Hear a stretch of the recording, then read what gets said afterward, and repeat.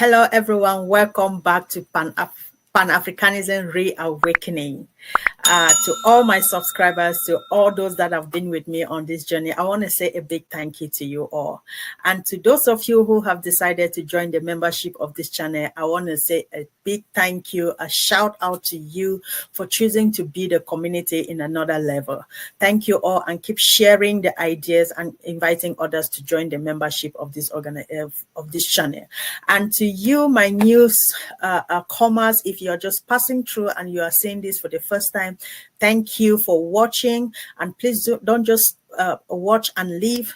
Don't forget to hit on that subscribe button after you watch or while you're watching. And also, please hit on that join button and let us keep growing the community. A big shout out to you all, both members and non-members. I love you all, and thank you for your support and the journey that we've taken so far. Oof.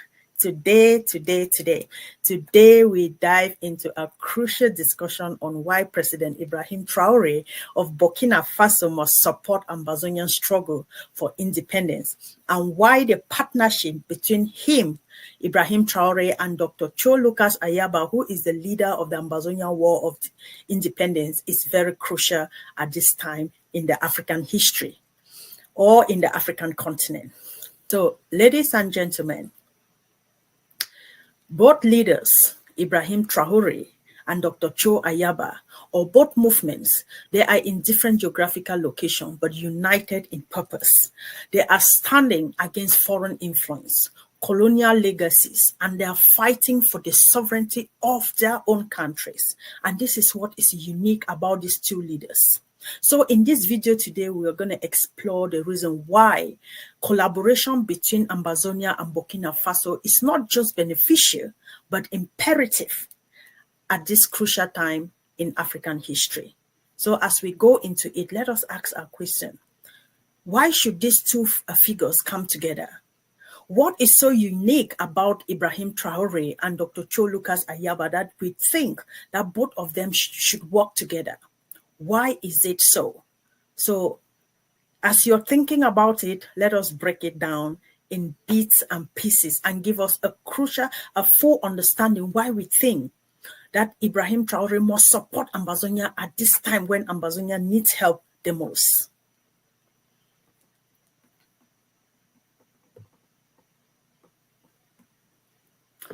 So before we go into the whole reasons and why we think Burkina Faso should support Ambazonia, let us first of all look at the anti-colonial ideas. If you have followed Dr. Cho Ayaba and if you follow President Ibrahim Traore, you will know that these two leaders, they frown really badly against colonial rule. They frown against colonial rule. So Ambazonia and Burkina Faso are standing against the forms of neocolonialism. President Ibrahim Traore of Burkina Faso has along with his Sahel nations, Sahel neighbors, the ones that form the Sahel Confederation, like Mali and Niger with Burkina Faso, and also even Guinea now, has rejected French domination or French influence in their affairs or in their countries. Traore has advocated for African unity and freedom from external powers who have meddled in the regions for decades. Yeah. So he has truly advocated for freedom, unity from external powers who have really meddled in the affairs of the region for decades. So similarly, Ambazonia is fighting against the Cameroonian state. This is a fact. Ambazonia has been fighting with La République du Cameroun since 2016. Not 2016, but for more than how many years now? Since 1961. They've been fighting against La République du Cameroun, which itself represents a continuation of colonial struggles imposed by Western powers like France and Britain after World War I. Ambazonians argue that they were forced into a union with French Cameroon under terms that undermine their sovereignty. If you have followed the Ambazonian revolution, you will know this truth. So the first connection between Ibrahim Traore and Ambazonia is the shared fight against colonial legacies that still dominate African politics. The fight against colonial legacies, the fight against foreign domination, the fight most especially for a full independence of the nation, for total sovereignty of the nations. And this is what Ambazonia stands for. Ambazonia is fighting for the restoration of its sovereignty, of its statehood from La République du Cameroon. Ibrahim Traore is fighting to gain total control of its nation from foreign domination. France has stationed itself in Burkina Faso for decades. We all know this. And France has dominated every percent of the Burkina Faso's economy. Its country, in every nook and cranny of its country, France has dominated it. And it's doing the same in Ambazonia through its agent, La République du Cameroon. So, ladies and gentlemen, I said we are going to break this down in a way that we must all understand why it's imperative for Ibrahim Traore to support Ambazonia at this time in African history. We both know that Ibrahim Traore, Ibrahim Traore, like Dr. Cho Ayaba, is part of the new wave in Africa, in the African leadership. This leadership that isn't afraid to challenge the status quo. Ibrahim Traore, along with Malian's president, Assimi Goïta, and the Niger president, Abdurrahman, you can all see that has ushered in a shift towards defying the West's influence or interference in Africans' politics or in African leadership. And this is what we are looking at in this video. Dr. Cho Ayaba, just like Ibrahim Traore, they've defied all of this. They are not afraid to challenge the status quo. And this is why we think that Ibrahim Traore, who has the same spirit with Dr. Cho Ayaba, can both work together to see that Ambazonia is free, not just for Ambazonia, but for African unity as a whole. Yes, these two leaders and others who are now rising against foreign domination are not afraid to challenge the status quo. So, what is it that we are looking for? Dr. Ayaba has similarly been defiant in his stance against Cameroon's control, a central government in Ambazonia. He continues to fight against Cameroon's domination in Ambazonia, against Cameroon's influence in Ambazonia, Cameroon's control in Ambazonia, because Ambazonia does not belong to Cameroon and its international backers. He does not fight just against Cameroon, he also fights against those that support Cameroon to fight against Ambazonia. And of course, we all know that it's France and other colonial powers. And this is what he is not afraid to challenge them. It's the same thing with Ibrahim Traore. He is not afraid to challenge his foreign powers. So both leaders have demonstrated that they are willing to take bold steps to secure the future of their people. Ibrahim Traore is doing incredibly well for the people of Burkina Faso. It's the same thing that Dr. Cho Ayaba is fighting for the people of Ambazonia, even at the cost of international criticisms. Ibrahim has been called a terrorist. He has been called all sorts of names because he came to power through a military coup d'etat. Dr. Cho Ayaba has been called a terrorist because he stands to defend his people from Cameroon's annihilation. Cameroon has repeatedly murdered Ambazonians in the most gruesome ways that nobody cares to talk about. And he continues to challenge the international community to live up to its expectations, to respect the principles of international law.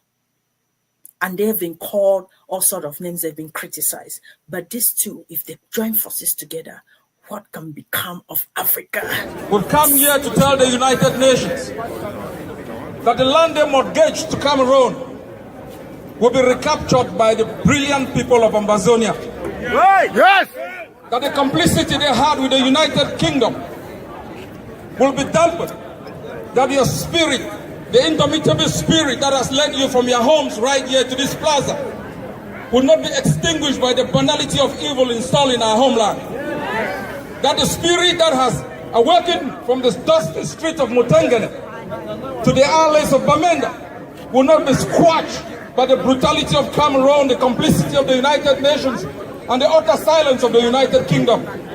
for the blood of our people spilled, for those who've gone before us.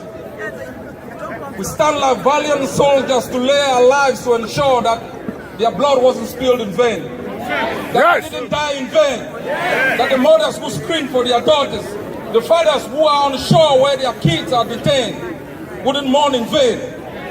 I have come here as a soldier of the revolution.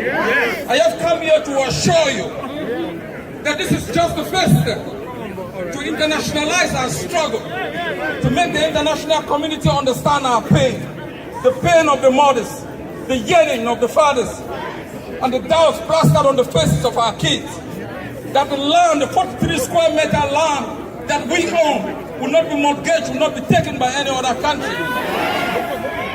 That we are ready, that we will fight block by block, neighborhood by neighborhood, until the day, as the last speaker said, we will be able to install a government in Boya, a government for the Ambazonians, a government by the Ambazonians, that is going to speak for us, fight for us, make treaties for us. We are not going to allow an alien dominating power from Yaoundé to decide our future, decide the curriculum of our education, decide which language we speak in our courts. And if the lawyer said no, right from here in New York, we send a message to Yaoundé that we are ready for the gendarmes, the bee, and all the evil spirits that have been installed in our homeland. That we will give our life for a free Ambazonia. That if this country was built on the blood of people from distant places, we are ready as soldiers of the revolution to make sure that one day, just one day, we have a homeland to call our own, a place to dwell in peace, a place where we as a people can decide our destiny. You've just got started. It's a long journey. Liberation is not a walk in the park, and I want you to be ready. Do not believe soothsayers who say you are just going to have it on a platter of gold. It's going to be a hard struggle. But the footprints you leave here today will be followed by those after us. They will know we were here. They will know we fought for them. They will know we died for them. They will know we did our part. And so they will use the same road map to be able to inhabit a free country. If that's the only thing we can give our children, let's do it for Mother Ambazonia.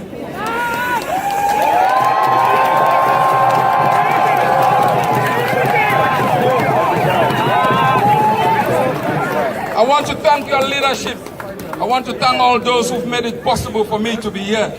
Together as a people, we will fight together, go to jail together, so one day we may be free together.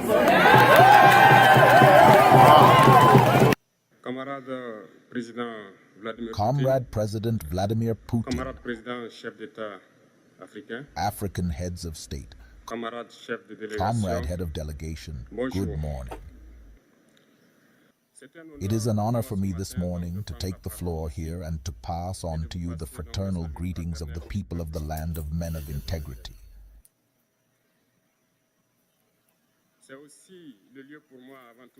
It is from the Almighty that we have been able to gather here this morning in good health to talk about the future and the well-being of our people. I am going to apologize to the elders whom I may offend in my future remarks. Because of Africanity, because of the rights of one of them, I have to apologize. Comrade, I have a few questions from my generation. Not a single question that is being asked. We don't have an answer, and it turns out that here we can wash our linseed because we feel like a family. It feels like a family in the sense that Russia is also a family for Africa. It is a family because we have the same history. Russia made enormous sacrifices to liberate the world from Nazism during the Second World War. The people of Africa, our grandfathers, were also forcibly deported to help Europe get rid of Nazism. We share the same history in the sense that we are the forgotten peoples of the world, whether in the history books, in documentaries or in film, insofar as we sweep away the preponderant role played by Russia and Africa in this fight against Nazism. We are here together because we are here to talk about the future of our peoples and what is to come, of the future of tomorrow, of the free world to which we aspire, of a world without interference in our internal affairs. We have the same prospects, and I hope that this summit will be an opportunity to forge very good relations and to create a better future for our peoples. The questions that my generations are asking themselves about the next generation, if I can sum it up, is that they do not understand how Africa, with so much wealth on our soil, with its generous nature, water and abundant sunshine, Africa is today the poorest continent. Africa is a starving continent, and how is it that our heads of state are traveling through the world of Amand? These are questions that we are asking ourselves and that we have not yet had answers. We have the opportunity to forge new relationships, and I hope that these relations can be the best, to give a better future to our peoples. My generation also instructs me to say that because of poverty, they are forced to cross the ocean in order to try to reach Europe. They die in the ocean, but that soon they will not have crossed it, because they will come in front of our palaces to look for their daily sustenance. As far as Burkina Faso is concerned, for more than 8 years, we have been confronted with the most barbaric and violent form of neo-colonialism and imperialism. Slavery still has so much to impose on us. Our front-runners have taught us one thing: slavery that is not capable of accepting its own revolt does not deserve to be relied upon by its fate. We don't worry about our fate. We are not asking for someone to rely on our fate. The people of Burkina Faso have decided to fight against hypothyrism capable of reviving its development. In this struggle, valiant peoples, wines, and a population have pledged to take up arms in the face of terrorists. The ones we actually call the VDPs, volunteers. We are surprised to see the imperialists calling these VDPs militias and of all kinds. It is one of those wines, because in Europe, when people take up arms to defend their patriots, they are called patriots. Our grandfathers were deported to save Europe. It was not with their consent, against their grey. Well, on the way back, we remember that in Traore, when they tried to bandage their elemental sheet, they were massacred, so it doesn't matter. When we people decide to defend ourselves, we are called militias, but that's not the problem. What is the problem is to see African heads of state who bring nothing to these peoples who are fighting, but who sing the same thing as the imperialists. To our militia dealers, to our traders, therefore, to men who do not respect human rights, hence the human right. We are effusive against this and these shameful people. We, the African heads of state, must stop behaving like puppets who dance every time the imperialists pull the strings. Yesterday, President Vladimir Putin announced that the grain would be sent to Africa. And we are very happy, and we thank each other for that.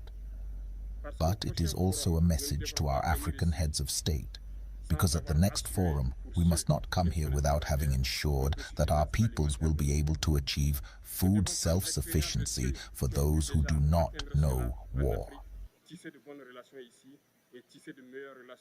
We need to learn from those who have already been able to achieve this in Africa, build good relations here and build better relations with the Russian Federation so that we can meet the needs of our people. I may not be slow, time is running out and very short.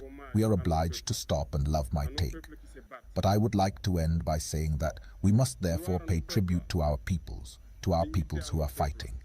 Glory to our peoples, dignity to our peoples, victory to our peoples, homeland or death will come. When you know him, you've seen him, he believes in combat.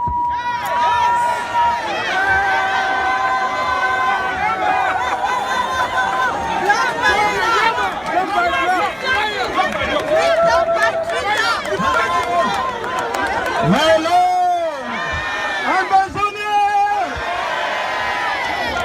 Blood, blood!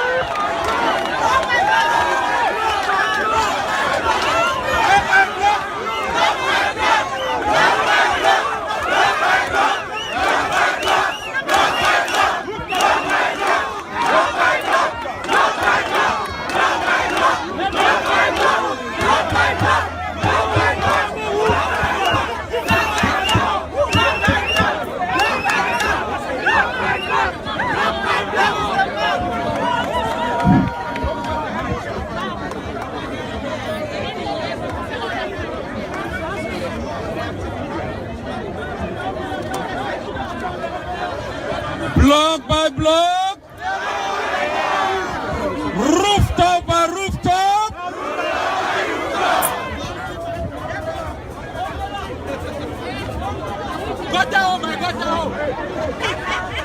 my fellow Ambazonians, sons and daughters of the Ambazonian Revolution,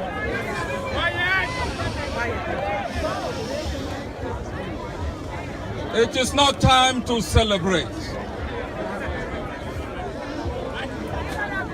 This is war. It is not time to celebrate. They robbed you of your homeland. They took away your hope. They robbed you of the right to dream of a future in the country of your birth. They murdered your citizens. They transform your brain to think like a Cameroonian, to worship their flag, to sing their anthem, to pray, hope, and dream like a Cameroonian. They took away the land of your birth. They demonized you. They robbed you of hope, of a dream of a future that is better than the one you inherited.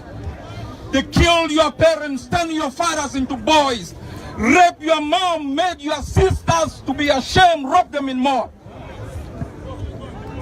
They sent you into exile. You lost your neighborhood. They dispersed your friends.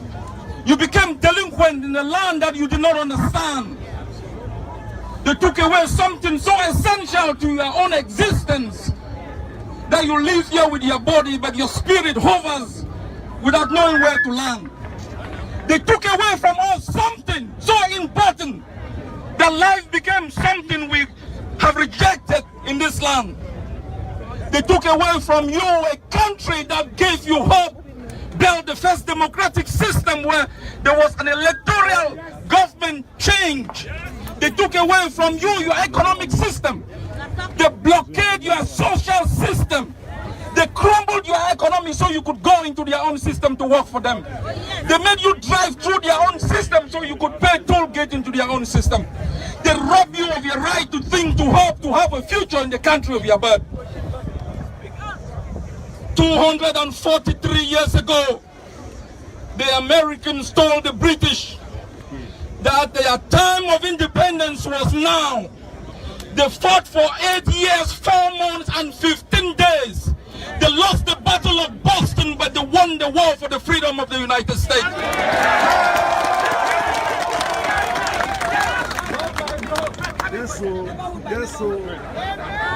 The South Africans face a nuclear power.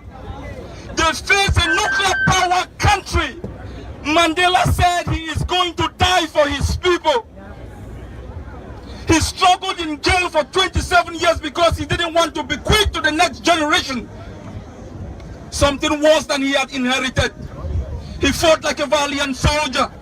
The Eritreans humbled the Ethiopians, a more powerful Ethiopia supported by Libya and Russia.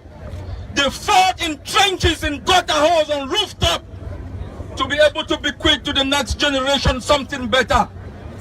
Your freedom is in your hands. It is going to be fought inch by inch, block by block, neighborhood by neighborhood, rooftop by rooftop. Yes, sir. Yes, sir. There you go. Your freedom is in your hands. It is not going to be given to you on a platter of gold.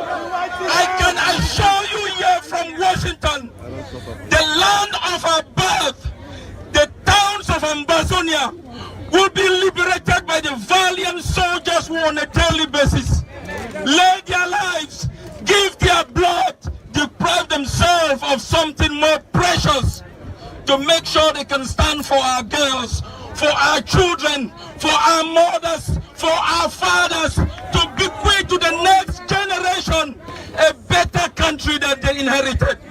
If this is the last thing you must give for your country, stand here in Washington and think of the freedom you enjoy.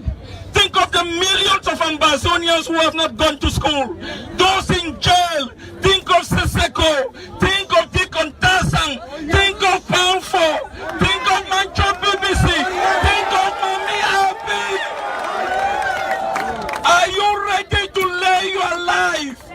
for Ambazonia.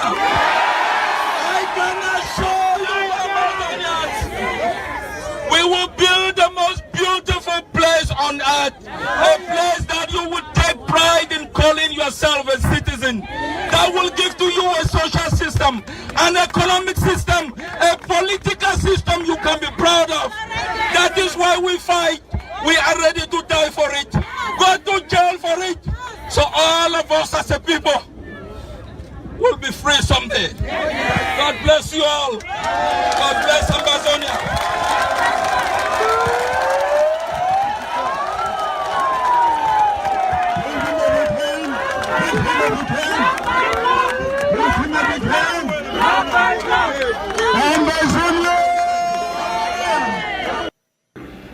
And each state has made peace.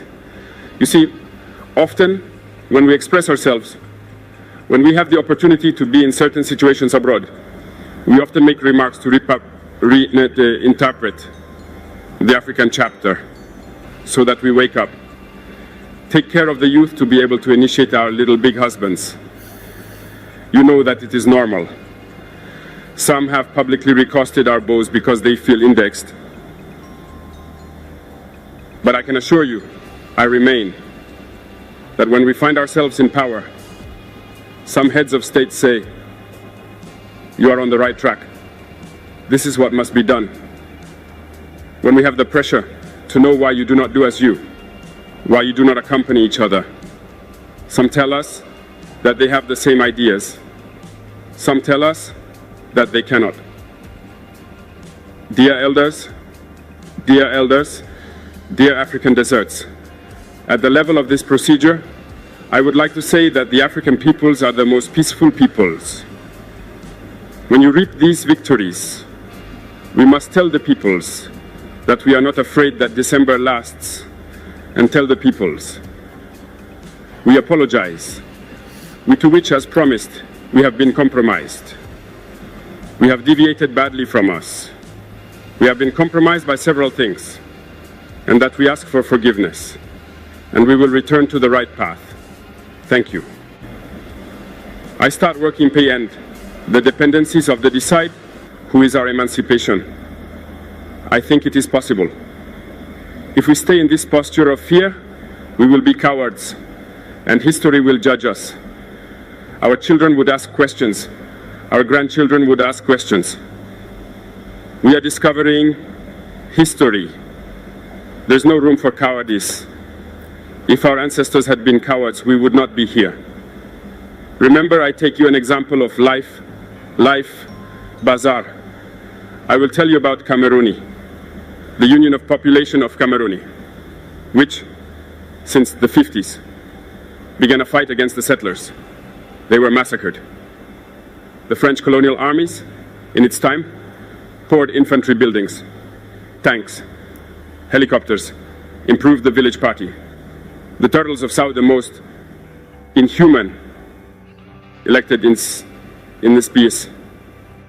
This northeast in this period, you can do research on what they call the swing, or the Bakassim, the 100,000 and the greatest of the sons of the country, who came here to Africa because they dared to do things so that we put some earth. That holds you well. That's what lasted several years. That is to say that imposed people have confronted the imperialists at the same time, so that we are here. There is no reason why we cannot confront the imperialists so that our future generations can live. There are people who have done it across Africa. So take courage, who refused to be cowards, who fought, who faced. Well, let's be worthy of these people. We are here to know them, and let's be worthy. A coward cannot be a whole. A single big cowardly step, I did not know that. Because a coward, he is always ready, and it will do it. They will make us an offer so that we lose. Why are we cowards? And if we are cowards, we will believe. We must not put ourselves after. We must have lived. Africans were treated so that the slave trade succeeded in Africa. It is because Africans were treated that colonization was able to hold in Africa. One day in the evening, we will see it. Lumumba, Patrice Lumumba said, size, because the cause was ahead. And these same Belgian leaders came to Congo so that they guide us to individuals in Congo for an interview to satisfy the population. And you were able to follow that. The Mumba bothered us. He died. We are happy. It is from there are many other heroes who have fallen so that we can take care of ourselves today. And it is a technique of imperialism to scare others by carrying out actions to really create an attack. It didn't start today.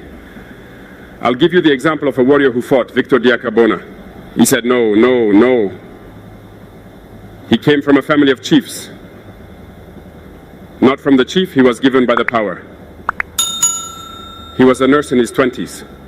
He studied law in Senegal. He became a doctor in the city. When the RPA was created, he joined the Ivory Coast to lead the fight against the Unionists, against the invaders, against the current. He tried to organize Ivorian society. Everywhere people began to speak out.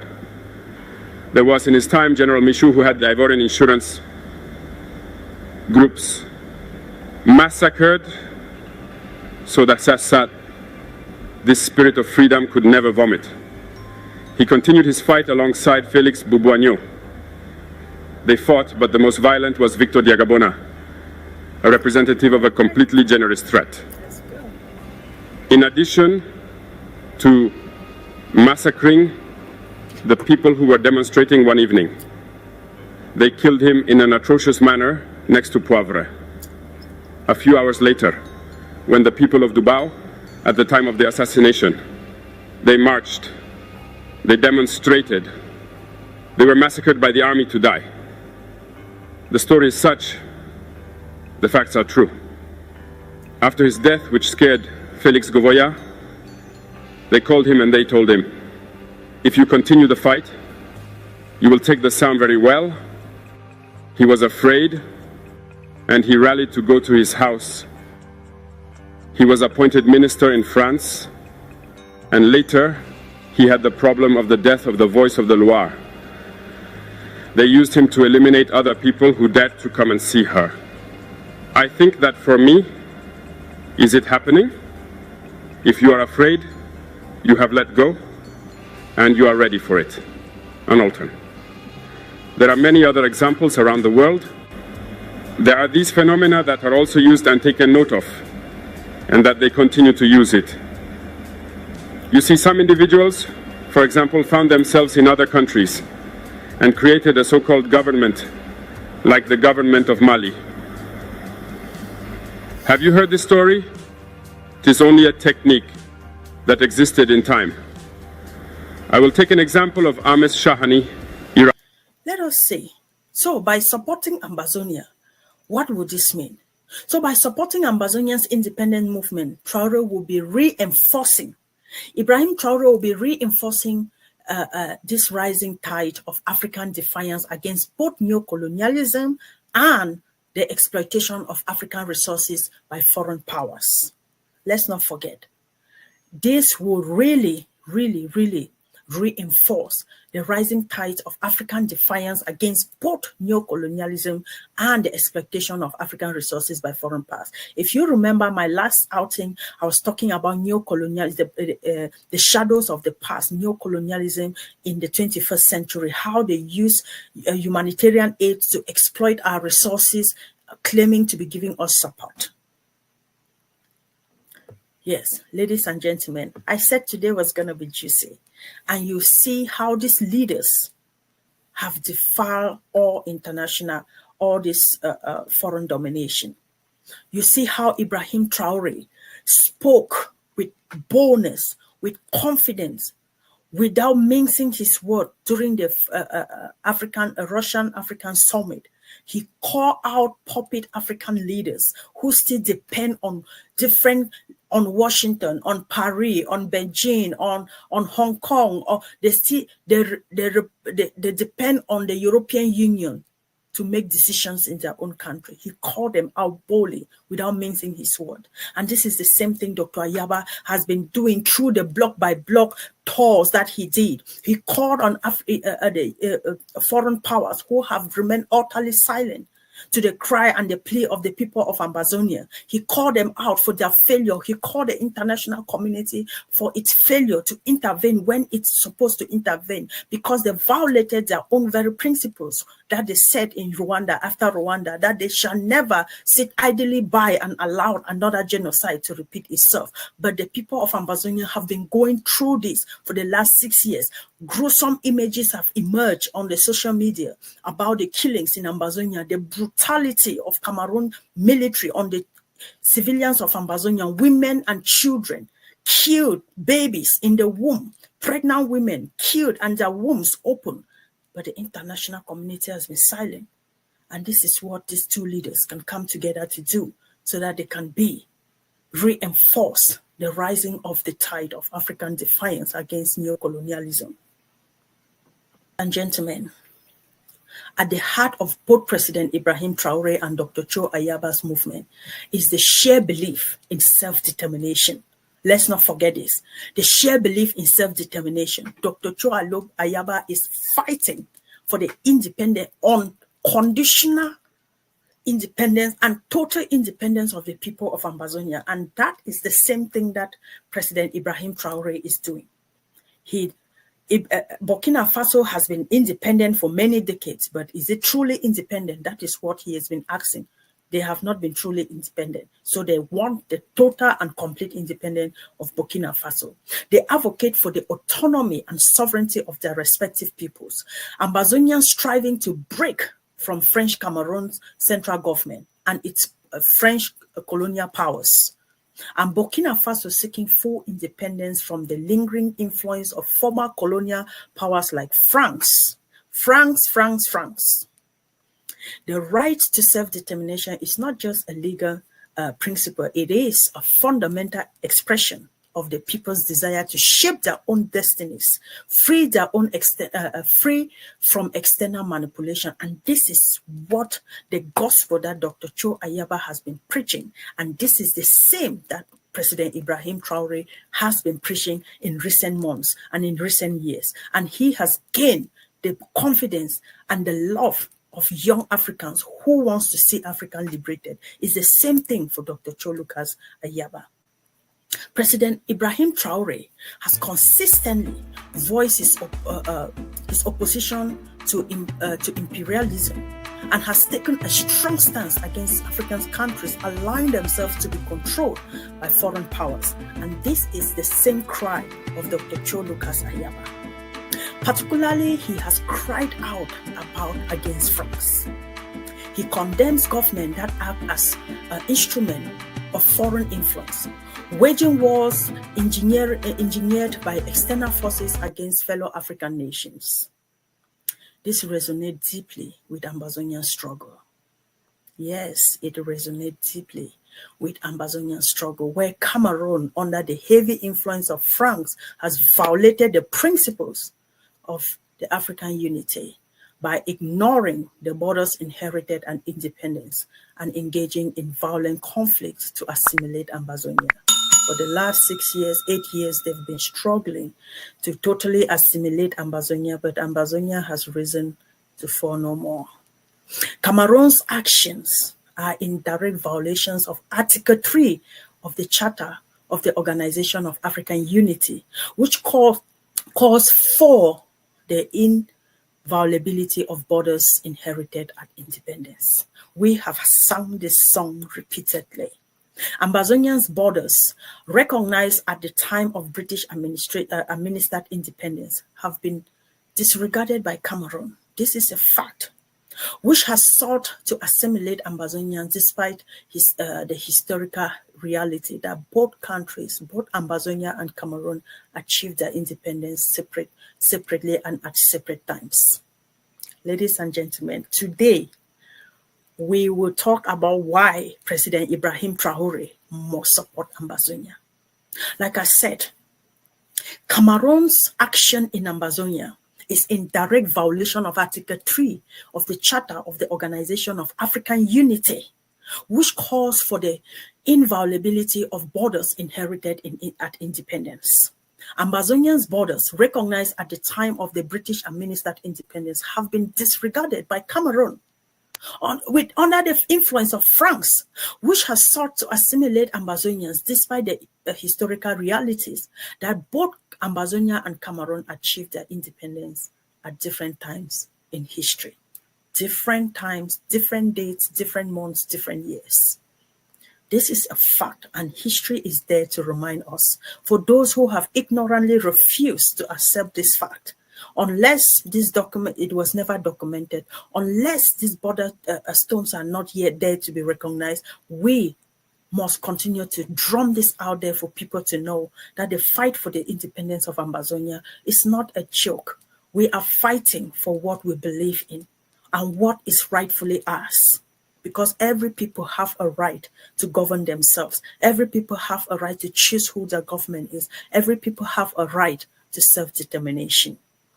So furthermore, ladies and gentlemen, Article 20 of the Charter, of the African Charter on Human and People's Rights, explicitly prohibits the assimilation of one African country by another. Oof, I like this. It prohibits the assimilation of one African country by another. This makes Cameroon's effort to erase Ambazonians' identity and sovereignty a clear violation of the Pan-African principle of respect for sovereignty, self-determination, and the independence of African states. We all know this as a fact, and if you doubt me, please go. I refer you back to the African Charter on Human and People's Rights, and I stated here clearly that in Article 20 of this charter. Go and read it. The same as Article 3 of the Charter of the Organization of the African Unity. Ambazonian scholars have spoken about these articles. African scholars have spoken about these articles. Other scholars, legal minds, they've said so much. Academians have talked a lot about these articles, reminding Cameroon of its obligation under this treatise. But Cameroon, by ignoring these principles, Cameroon has aligned itself with external powers, primarily France, to suppress Ambazonian struggle, violating the very core of what African Union stands for. Yes, this is what Cameroon is doing. Both President Ibrahim Traore and Dr. Cho Ayaba recognize that true independence comes when a nation is governed by its own people, not by foreign engineered governments or policies that compromise African sovereignty. These two leaders are too smart. God has bestowed wisdom on them, and they know exactly what they are doing. This sheer rejection of imperialism and their commitment to the autonomy of their people makes their movement align in the broader struggle for African liberation. Oof. I am so passionate about today's topic because this is what I've been fighting for in the last 8 years. Ladies and gentlemen, like I said, we are really going to break this down so that everybody that comes here will understand why Burkina Faso must support Ambazonian struggle for independence. So let's talk about, let's continue in the anti-colonial colonial stance. We have a shared history of anti-colonialism. Burkina Faso and Ambazonia, they do have a shared history of anti-colonialism. The people of Ambazonia, they fight against French colonial rule in Ambazonia, against Cameroon trying to assimilate Ambazonia, and against other powers, British and other forces, Americans supporting Cameroon through different techniques, whether it's via military support or via this in the name of fighting Boko Haram when they rather come to fight civilians in Ambazonia. Both nations, though in different regions, have resisted the struggle hold of colonial rule. For Ambazonia, the struggle is against the remnants of the British and the French colonialism, which led to a forced union with Cameroon. We have sung this over the years and over the years.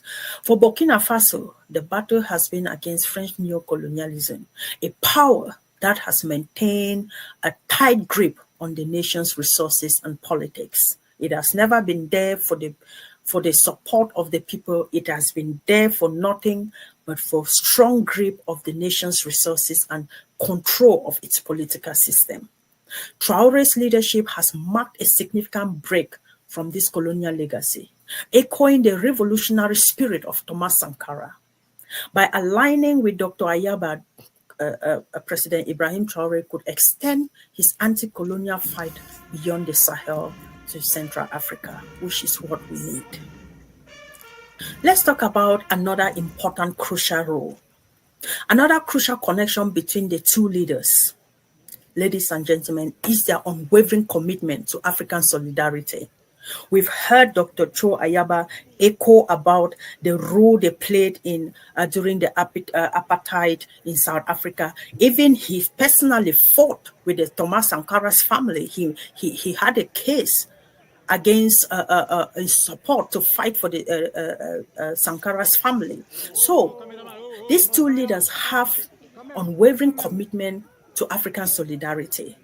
Both President Ibrahim Traore and Dr. Cho Ayaba recognize, they recognize that the path to breaking free from foreign domination lies in African nations standing together, fostering unity and mutual cooperation. This principle echoes the Pan-African ideas, and that is why this channel will begin to talk more about Pan-Africanism, because we must revive the spirit of Pan-Africanism, what our forefathers stood for and preached for. They preach of and they called for the unity of Africa. These two leaders know the importance of the unity of Africa. They know that standing together as Africans will foster what? That unity, mutual cooperation, and solidarity.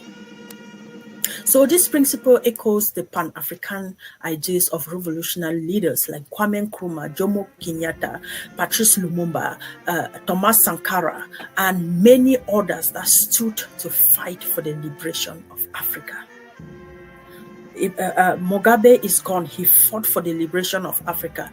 Muammar Gaddafi fought for the liberation of Africa. They called him all sorts of names, but these are leaders who understood the importance of African unity. They stood for the fight for the liberation of Africa. So this leader who believe in the vision of united Africa, one where nations work collectively to achieve liberation and sovereignty. A strategic partnership, therefore, between Burkina Faso and Ambazonia will serve as a powerful example of what African solidarity can accomplish, showing that no struggle for freedom is isolated. And this is what my leader has been preaching. No struggle for freedom should ever be isolated the way Ambazonian struggle has been isolated by regional bodies, by the international community, by fellow countries, by fellow human beings. They preach, showing that no struggle for freedom is isolated. It will demonstrate that the liberation of the continent is a shared responsibility, that victories are achieved through mutual support. And this is what Africa did for South Africa. The whole of Africa rose for South Africa when South Africa was in its darkest moment. The whole of Africa rose in support of South Africa. And it breaks our heart to see that at a time in Africa in the 21st century when what is happening in Ambazonia should not happen, other nations in Africa have sat idly by and watched women and children massacred in cold blood in the most gruesome manner that you can ever think of, and they say nothing. However, the African Union, which should be the governing body ensuring the upholding of these African ideals, the ideals that no country should fight for its freedom in isolation. The African ideals has remained silent and indifferent to the atrocities taking place in Ambazonia. Cameroon's brutal crackdown on Ambazonian civilians, leading to the killing of women and children, babies, rampant disappearances, torture, detention incommunicado, extrajudicial killings, burning, arson, looting, and countless violations of international human rights law has been largely ignored by the African Union. The body has failed to step in to prevent what increasingly looks like a rapid or a repeat of the Rwandan genocide, where the international community turned a blind eye to the mass killings of the people of Rwanda. Despite the clear violations of the international law and the gross human rights abuses and violations, the African Union has yet to call Cameroon to account, demanding it to respect Ambazonia's border and uphold the sovereignty outlined in Article 3 of the Organization of African Unity. You send out one communique and say we are calling Cameroon to investigate the killings that happened in Gbagbo. That is not calling Cameroon, holding it to account. That they have not done. And we, the people of Ambazonia, we frown against this. We frown against the African Union for keeping silent, for being a silent observer amidst the genocide in Ambazonia. This inaction has also betrayed the promise made by the international community. After Rwanda, under the Never Again slogan, where the war vowed, they vowed to prevent another atrocity, such as the genocide in Rwanda. Yet, as Cameroon continued to aggressive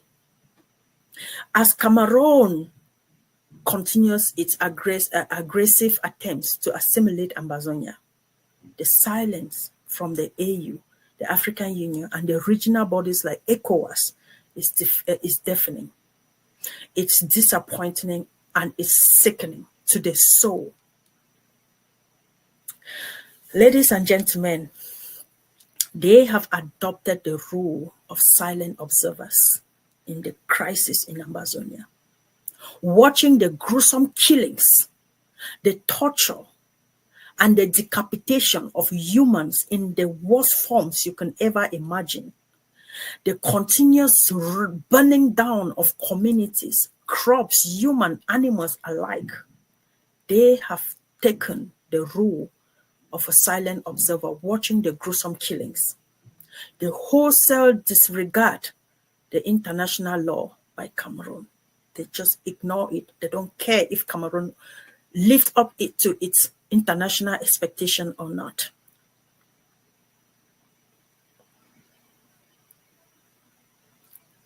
Cameroon disregard international law. While failing to intervene or call for accountability, they have failed to call Cameroon to accountability or even to intervene. This negligence threatened to escalate the conflict into a full-blown war in the Gulf of Guinea, with wide-reaching consequences for both regional and continental stability. It is not only Ambazonia that will suffer when this continues to the extent that they cannot bear. But we hope that when that time comes, they will not run to come in. Again, ladies and gentlemen, forgive me when I get emotional when I'm talking about Ambazonia. President Traore, President Ibrahim, they tried to bury us, but they didn't know we are a seed. They declared war on us to intimidate and force us to accept tyranny and injustice, but they didn't know we are the never again generation. They kill our breastfeeding mothers, kill our brothers and sisters, kill our babies, kill our pregnant women, kill our mothers and grandfathers, burn our houses, destroy our businesses, but they didn't know we are not scared of them. They infiltrated our homes, formed tribal militias to kill the determination and future of the Ambazonian child and confuse the integrity of our unity. But they didn't know the Ambazonian people are more united today than ever before. They came silently on the 14th of February 2020, a day of love, slaughtered in cold blood 35 of our innocent Ambazonian children, including breastfeeding mothers, children, annihilate our whole family. Not long ago, they entered Babanki, litter more innocent blood on the streets of Ambazonia after they massacred in Pini, Moyuka, and all other areas, thinking we will submit our culture and tradition to them. But little did they know the determination for free Amazonian grows stronger. Our names will never be changed from Manka to Atangana again, because we are free. Ambazonians are calling on you, the international community, United Nations, America, Britain, African Union. Put your place in our shoes and see that your mother was being slaughtered, or your babies were being, their blood were being littered, their innocent souls were being buried alive. Do not neglect the quest for Amazonian freedom to remind you of the Rwandan-type genocide that the world regrets till date. Amazonians, stay united. It is the strategy of the enemy to create infighting, for they see it as a military strategy to demoralize the ability and a quest for freedom. I want to salute the courage of the great Amba warriors, Cho Ayaba, Sisiku Julius Ayoktabe, General RK, and all other generals who genuinely fight for the Ambazonian cause. Stay true to the quest for Ambazonian freedom. We are the never again generation. We are the never again generation. We are the never again generation until we reach Boya. Okay, ladies and gentlemen, we've really given a deep insight of why these two should collaborate. But what are the reasons? What are the benefits? We've given those reasons. What are the benefits of this collaboration? We think, what are the main reasons why we think Burkina Faso should support Ambazonia? So one of the most important areas where this partnership can bear fruit is in regional security. We look at it from this angle. The Sahel state, the Sahel nation, where Burkina Faso is located, we all know what goes on in the Sahel. When you want to talk about insurgency, it's in the Sahel regions, in the Sahel states. They suffer a lot of this. So the Sahel region where Burkina Faso is located is currently grappling with what? Instability due to terrorism, foreign military intervention, and the presence of armed groups stationed in these regions by foreign powers. Meanwhile, in Central Africa, Ambazonia is dealing with its own violent conflict as it fights for independence. By working together, President Ibrahim Traore and Dr. Cho Ayaba could create a united front to address these security challenges. Coordinated military effort between the two movements could help neutralize terrorist threats in the Sahel while boosting the Ambazonian resistance against Cameroon's oppressive government. This collaboration could establish a broader zone of African control security, free from foreign military base and intervention. This is one of the reasons we think it is very a strategic benefit for this support and collaboration between these two. We are also looking at economic benefits. There's also a potential for economic development. That is a fact. Both Ambazonia and Burkina Faso are very rich in natural resources. Yes, Cameroon does not want to step out of Ambazonia because of the riches of Ambazonia, but guess what? They're going. Oh yeah, they're leaving. So both Ambazonia and Burkina Faso are rich in natural resources, yet both have been exploited by foreign powers for decades. This is a fact, a very painful truth that it's so bitter for us to swallow. By partnering on a joint economic initiative, whether through trade agreements, resource management, or shared infrastructure projects, these two nations could boost their economies and ensure that this wealth benefit their people rather than foreign corporation. This is what Ibrahim Traore has been fighting, guys. You have seen his development project, the framework that he presented for the next 5 years in his country. the resources of Burkina Faso must be enjoyed by Burkinabes. The resources of Burkina Faso must be produced in Burkina Faso, processed in Burkina Faso, sold within Burkina Faso. And this is what he said, every household in Burkina Faso must be able to enjoy the fruits of Burkina Faso. And that is what Gaddafi also said. He said, until every Libyan had a house, his own parents will not have a home. And that is what he did. Ladies and gentlemen, this is what Dr. Cho Ayaba stands for. Using the resources of Ambazonia to build Ambazonia for Ambazonians. So this collaboration could establish a broader zone of African control, security free from all of that.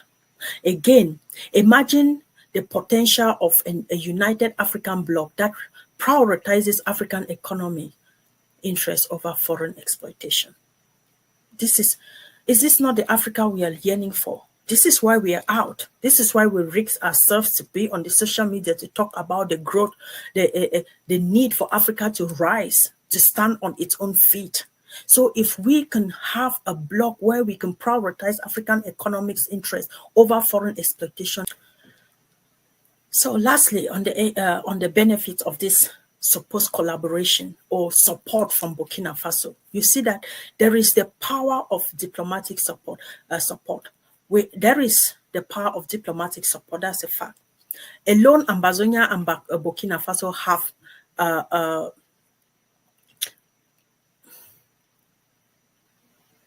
So lastly, on this particular point on the benefits of this purported collaboration, ladies and gentlemen, you see that there's the power of diplomatic support. Alone, Ambazonia and Burkina Faso have been marginalized on the global stage, with their voices often ignored or silenced by larger powers. They don't listen to the cry of Ambazonians. They don't listen to anything. Together, however, they can amplify each other's message. Burkina Faso's growing influence in the Sahel and in the international community, and Ambazonian struggle for international recognition could make a strong statement in favor of African sovereignty and self-determination.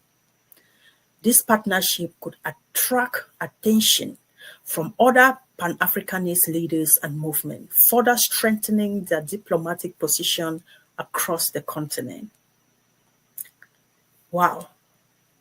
Ladies and gentlemen, these are some of the reasons we think that it's very important for these leaders to collaborate. We saw the way Ibrahim Traore was received in Russia.